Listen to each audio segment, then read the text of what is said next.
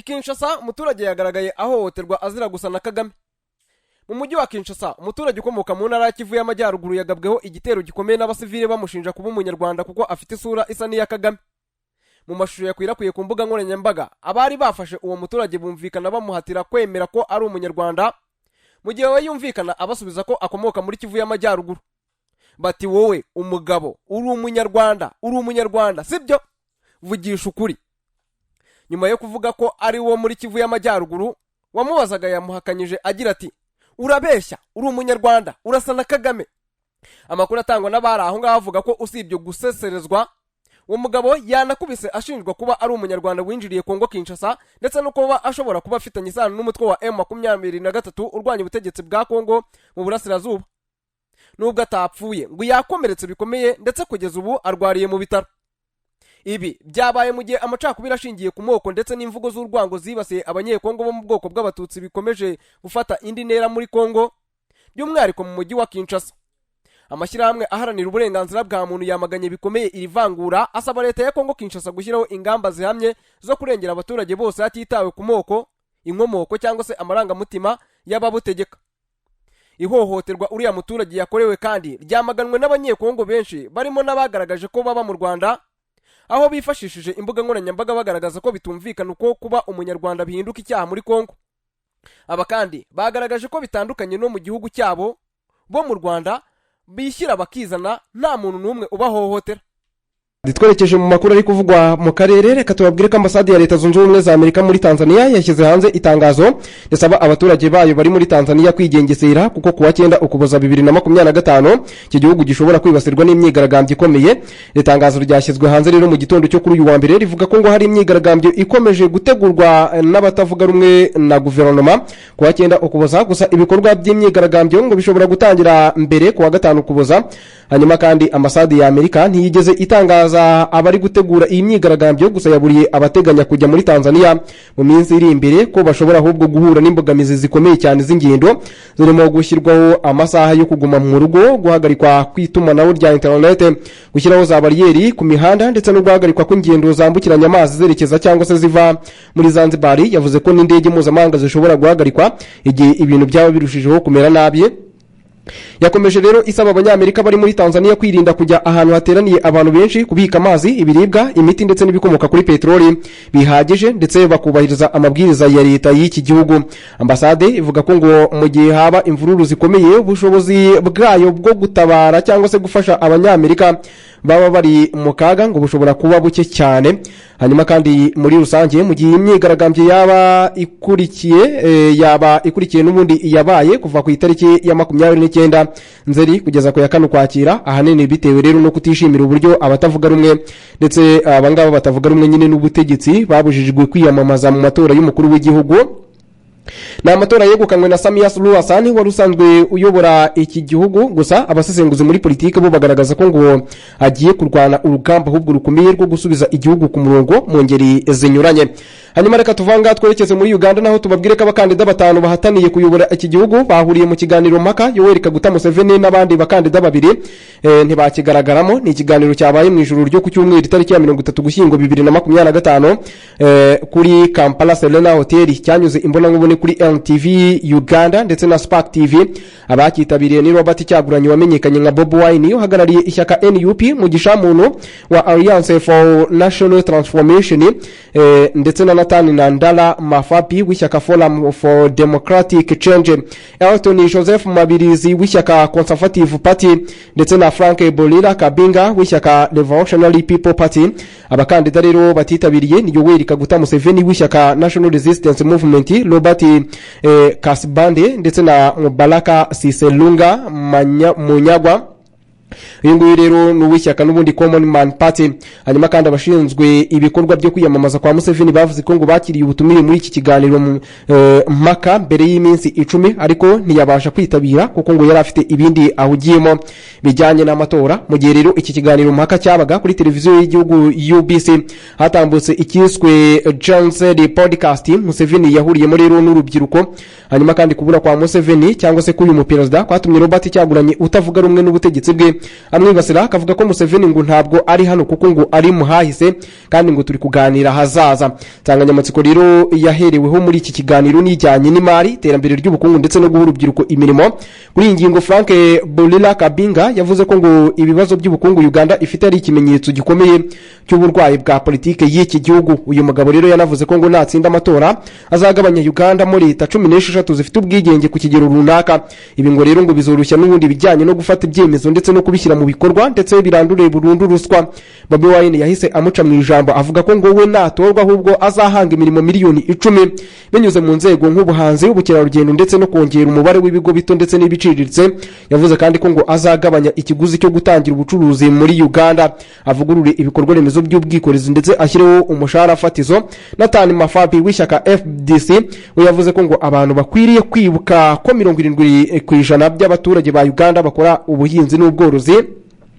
Yavuze ko ubuyobozi buriho muri Uganda budashyigikira uru rwego mu buryo bufatika kugira ngo rutunge abarukoramo muri rusange. Hanyuma kandi kubijyanye n'umutekano Frank Bolila yavuze ko ngo natorwa azahindura izina rya polisi ikareka kwitwa Uganda Police Force ahubwo ikitwa Uganda Police Service kugira ngo ikorere abaturage aho kuba igikoresho cya politike. Hanyuma kandi Mugisha muntu wabaye umusirikare mukuru muri iki gihugu yavuze ko natsinda azashyiraho guverinoma yubaha itegeko nshinga kandi igenda ku mategeko. Kwa 15 Mutarama 2026 biteganyijwe ko abanya-Uganda bazazindukira mu matora y'umukuru w'igihugu, azasiga habonetse usimbura Perezida Yoweri Kaguta Museveni cyangwa se uyu mugabo akongera kugirirwa icyizere cyo kuyobora iki gihugu kiri mu majyaruguru y'u Rwanda. Komisiyo y'amatora muri Uganda yemeje abakandida 8 bazahatanira kuyobora iki gihugu ndetse batangiye ibikorwa n'ubundi byo kwiyamamaza. Perezida Museveni umaze hafi imyaka 40 ku butegetsi ni uhabwa amahirwe yo gutsinda aya matora ahagarariye ishyaka rya National Resistance Movement. Museveni rero yagiye ku butegetsi muri Uganda mu 1986 nyuma yo gutsinda urugamba rwahiritse ubutegetsi bwa Milton Obote. Mu bikorwa arimo byo kwiyamamaza avuga ko natorwa azakomeza kwimakaza imiyoborere ndetse n'iterambere bishingiye ku mutekano, guteza imbere inganda, kubaka ibikorwa remezo ndetse n'ibindi. Hanyuma rero tugana ku musozo w'amakuru ari kuvugwa mu karere, reka tubabwire ko ihuriro AFC M23 rirwanya ubutegetsi bwa Repubulika Iharanira Demokarasi ya Kongo ryatangaje ko ibitero by'indege biri kugabwa ku basivili mu ntara ya Kivu y'Amajyepfo ndetse na Kivu y'Amajyaruguru biri gutegurirwa mu Burundi. Umuvugizi wa AFC M23 Lawrence Kanyuka we yagaragaje ko ngo uretse kwifashisha cyangwa se kubwifashisha mu gutegura ibi bitero Uburundi ngo ni naho ihuriro ry'ingabo zose za leta ya Kongo Kinshasa ziyoborerwa. Hanyuma kandi Kanyuka yanagaragaje ko Uburundi butifashishwa mu gutegura ndetse no kuyobora ibitero gusa kuko ingabo zabwo ndetse n'imbonera kure bigira uruhare rutaziguye mu bitero bigabwa ku basivile b'abanyekongo.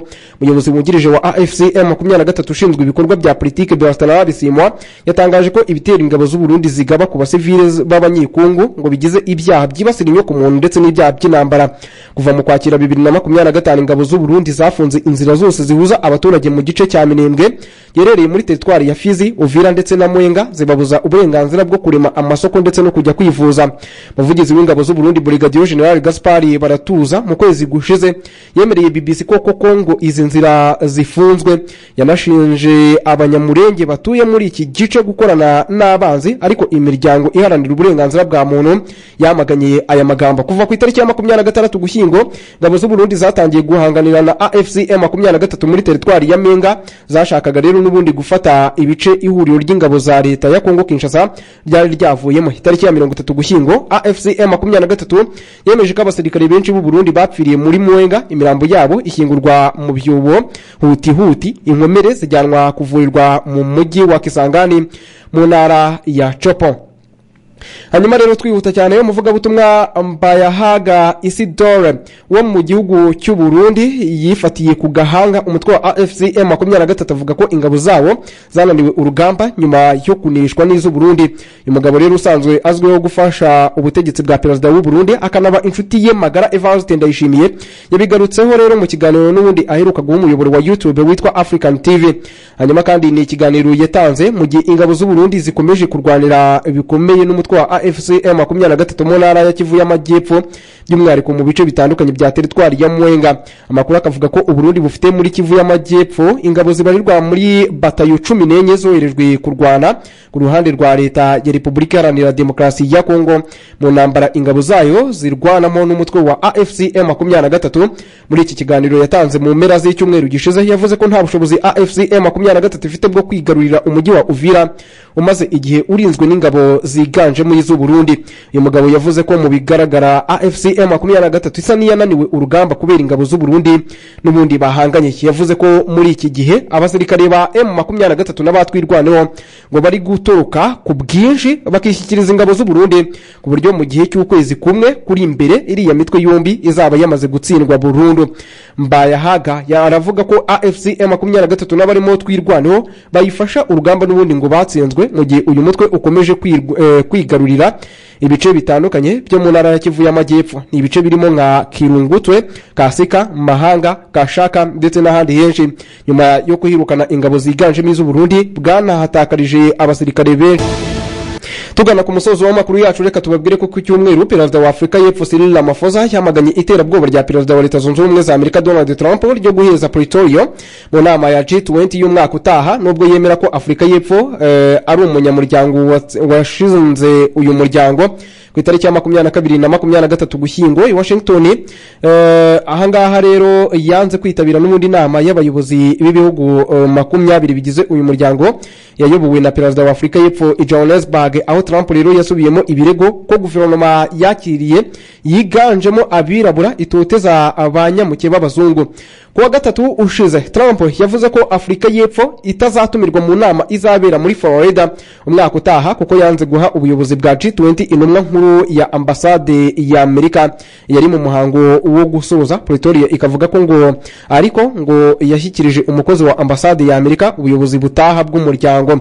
Kuri iki cyumweru gishize rero Perezida Ramaphosa we yavuze ko Afrika y'Epfo iri kandi zakomeza kuba umunyamuryango wuzuye ukora kandi uwubaka muri G20. Yavuze kandi ko ari amakuru y'ibinyoma Trump yakomeje kuvuga kuri Afrika y'Epfo, avuga ko ngo ikorera genocide abazungu bo muri Afrika y'Epfo bazwi nka Afrikaners bakomoka mu Buholandi kandi ikambura ubutaka abene gihugu b'abazungu.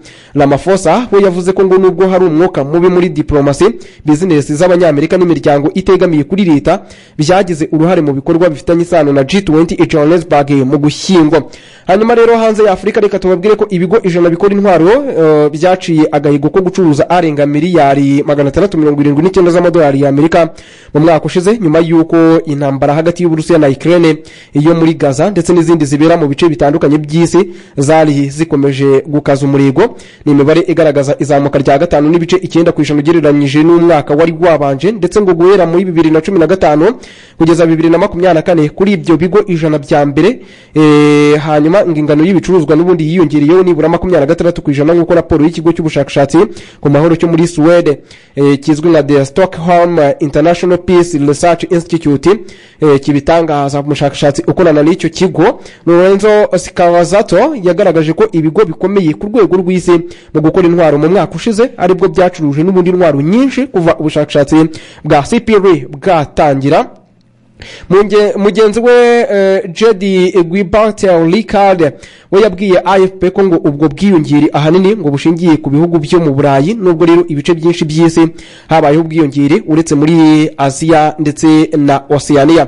Ricard yasobanuye ko ubwiyongere bwo gukenera intwaro mu Burayi bushingiye ku ntambara y'Uburusiya na Ukraine ndetse n'ubwoba ibihugu by'u Burayi byatewe n'Uburusiya bikibikaho intwaro zihagije zo kuba byakwirwanaho. Yongeye ko ibihugu byinshi by'i Burayi bikomeje guhanga amaso uburyo bwo kwagura ndetse no kuvugurura inzego zabyo z'igisirikare, kandi nabyo ngo bizatuma ubwiyongere bw'intwaro zikenera bukomeza kugenda buzamuka. Leta Zunze Ubumwe za Amerika ifite ibigo 39 birimo 100 bya mbere ku isi mu gukora intwaro, ndetse muri icyo gihugu ni naho habonekamo ibigo bitatu bya mbere ari byo Lockheed Martin LTX cyahoze yitwa Raytheon Technologies ndetse na Northrop Grumman. ibigo rero byo muri Amerika byose ubwiyongere bw'ibyo byacuruje bwazamutseho 3.8% bigera kuri miliyari 334 z'amadolari ya Amerika muri 2024. ni hafi kimwe cya kabiri kizacurujwe ku isi hose. ibindi bigo 26 nabyo biri mu ijana bya mbere biherereye mu Burayi. ibyo rero byacuruje byiyongereyeho ku kigero cya 13% bingana na miliyari 151 z'amadolari ya Amerika. Tangishaka Emmanuel niko nitwa